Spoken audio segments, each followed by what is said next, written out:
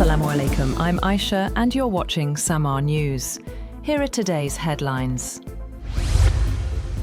Pakistan's armed forces have carried out precision airstrikes on military installations in Kabul and Nangarhar, targeting facilities actively supporting terrorism. Speaking to the media, Federal Information Minister Attaullah Tarar said the airstrikes successfully destroyed technical support infrastructure and weapons storage facilities at 2 locations in Kabul. In Nangarhar, the Pakistan Army targeted 4 military installations linked to the Taliban, destroying associated logistics hubs, ammunition depots, and technical infrastructure. The minister also rejected claims by Taliban spokesperson Zabihullah Mujahid that a drug rehab center was targeted, calling the statement ridiculous. Meanwhile, Baghdad has faced a major security incident as rockets and drones struck near the US Embassy in the heavily fortified Green Zone. Iraqi security sources describe it as the most intense attack since the outbreak of the US-Israel conflict with Iran. According to Iraqi security officials, at least 5 drones and several rockets were fired toward the US Embassy from surrounding areas of Baghdad. Witnesses reported seeing 3 drones heading directly toward the embassy.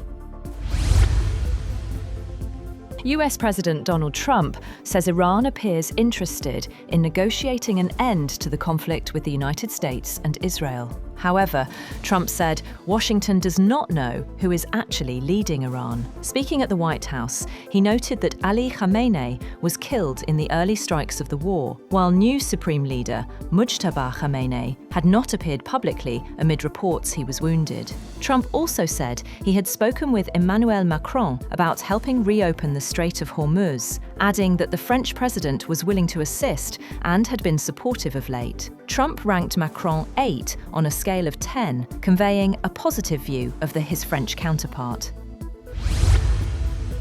US President Donald Trump calls on multiple countries, including China, France, Japan, South Korea, and the UK, to send naval forces to help secure the Strait of Hormuz, a key global energy route disrupted by the ongoing conflict with Iran.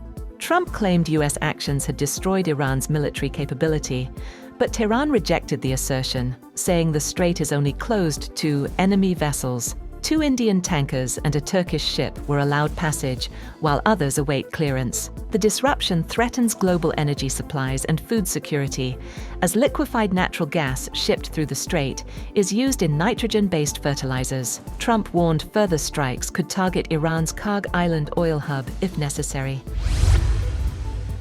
Iran is exploring relocating its 2026 FIFA World Cup matches from the United States to Mexico due to rising security risks following recent US and Israeli airstrikes. Mehdi Taj, president of Iran's Football Federation, said the team will not travel to the US unless safety can be guaranteed. The proposed move affects 3 group stage matches in Los Angeles and Seattle, raising major logistical challenges for FIFA, including stadium availability, travel, and broadcasting. FIFA has not yet commented, while the Asian Football Confederation said no formal withdrawal has been submitted. A decision to relocate would mark a first in modern World Cup history.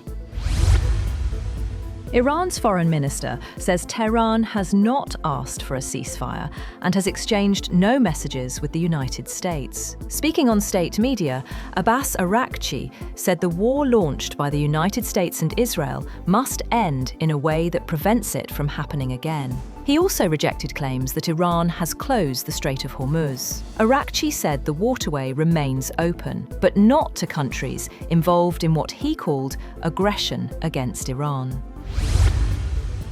Likewise, European Union foreign ministers say there is no appetite to expand the bloc's naval mission to the Strait of Hormuz. EU Foreign Policy Chief Kaja Kallas said the ministers discussed the issue during talks in Brussels. However, she said the current EU Aspides mission, launched to protect ships in the Red Sea, will keep its existing mandate.